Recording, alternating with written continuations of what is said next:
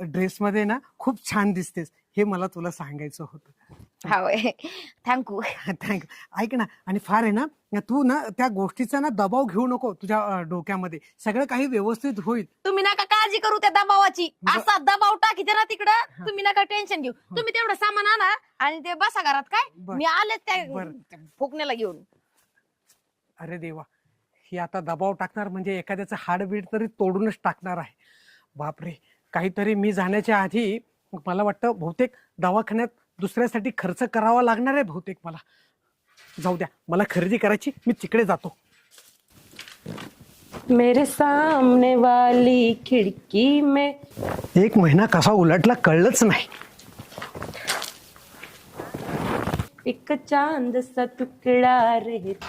अरे, कोणीतरी नवीन दिसतंय.